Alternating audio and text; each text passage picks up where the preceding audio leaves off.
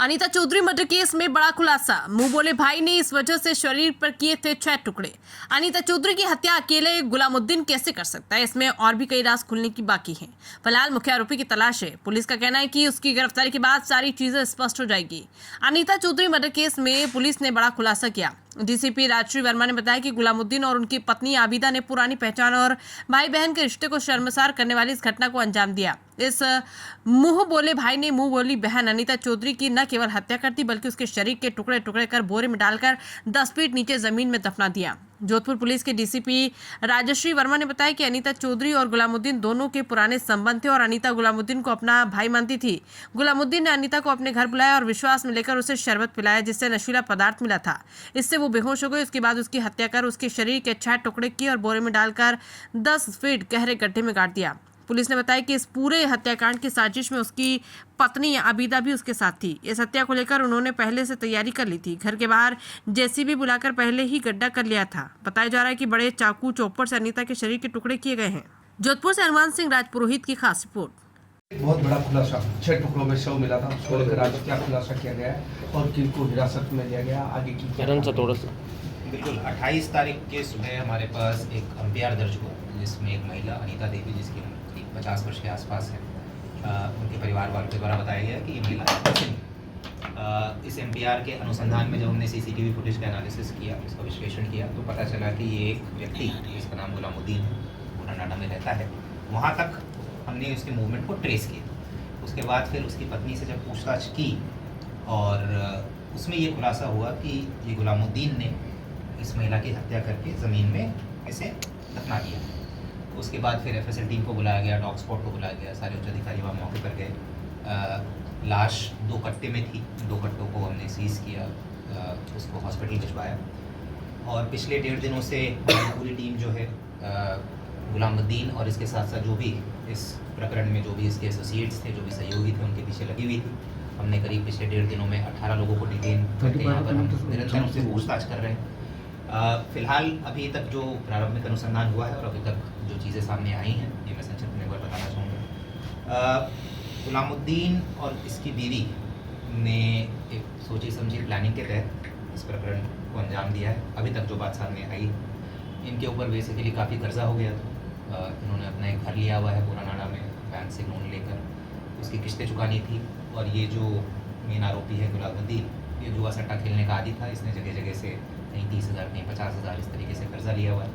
तो उस कर्जे को चुकाने के लिए इस महिला को बेसिकली अपने घर बुलाया और गुलामुद्दीन और ये महिला आपस में परिचित थे। इनकी दुकानें, जो महिला की दुकान है ब्यूटी पार्लर की और जो आरोपी है उसकी दुकान है ड्राई क्लीनिंग की, ये एक ही एरिया में ये आपस में परिचित थे।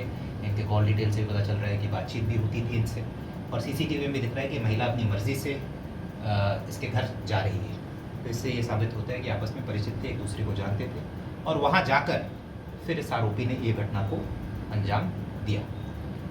तो अभी तक जो साक्ष्य आए उसके आधार पर ये महिला जो है ये मेन को अक्यूज्ड बनती है, प्लानिंग में भी और फिर एविडेंस को छिपाने में भी, एविडेंस को डिस्ट्रॉय करने में भी इसके विरुद्ध धारा लगेगी। इसको हम जल्दी अभी गिरफ्तारी इसकी दिखाएंगे, साक्ष्य इकट्ठा हो गए इसके विरुद्ध। इसके अलावा जो मेन आरोपी है उसके लिए भी हमारी टीम पिछले 1 दिन से लगी हुई है और काफ़ी महत्वपूर्ण साक्ष्य मिले हैं कि वो किस दिशा में गया है, किस तरफ भागा है और हमारा पूरा प्रयास है कि जल्द से जल्द उसे भी हम गिरफ्तार करके इस पूरे प्रकरण को हम खोल दें। इस जैसे ये पीड़िता वहाँ पहुँची थी जो मृतका है, तो उसको क्या कुछ पिलाया? हाँ, अभी तक जो जांच में सामने आ रहा है कि शरबत में दवा मिलाकर पिलाया था और जैसा मैंने बताया कि उद्देश्य था कि भाई इसके पास जो भी पैसे है या फिर जो भी सोने चांदी के जेवर हैं वो बेसिकली लूट कर अपना कर्जा ये चुकाना चाहते थे।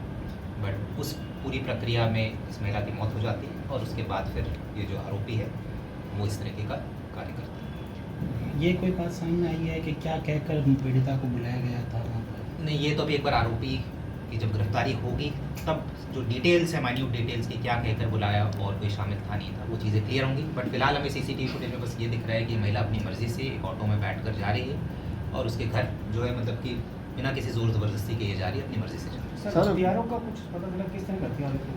बिल्कुल, हथियार अभी हमारी टीम लगी हुई है। एक बेसिकली चॉपर जो होता है उस तरीके का हथियार इस्तेमाल हुआ है और उसके बारे में भी अभी हमें सूचना मिली है। उसको भी हत्या भी करने भी हमारी पुलिस टीम गई है। सर कई तरह की सूचनाएं आ रही है जिसमें ये जानकारी मिल रही है कि गुलामुद्दीन था उसका कोई पाकिस्तान से भी कोई संबंध था या जो ब्लैकमेलिंग का भी कोई ऐसी बातें आ रही, तो उसको लेकर क्या है? नहीं, बिल्कुल, ये मैं आपके माध्यम से, आप सभी मीडियाकर्मी यहाँ पर हैं, आपके माध्यम से मैं क्लियर करना चाहूँगा कि ऐसी कोई भी बात अभी तक के अनुसंधान में नहीं आई है। अभी तक जो अनुसंधान हुआ है केवल आपसी बेसिकली लेन देन या फिर लूट के हिसाब से इस महिला को शरबत पिलाया गया, उसमें दवा मिलाकर, और उस पूरी प्रक्रिया में ये घटना को कारित किया गया है। अभी तक कोई और बात अभी तक के अनुसंधान में नहीं आई है, ये मैं बिल्कुल स्पष्ट रूप से बता सर आरोपी के ऊपर 5 साल पहले से ही मुकदमे भी चल रहे हैं। ये इसका लास्ट मुकदमा 2008 का है। 2007 और 8 केवल 2 वर्ष इसके मुकदमे हैं, चोरी के मुकदमे हैं। उसके बाद 2008 के बाद इसके कोई और मुकदमे नहीं थे। Thank you sir.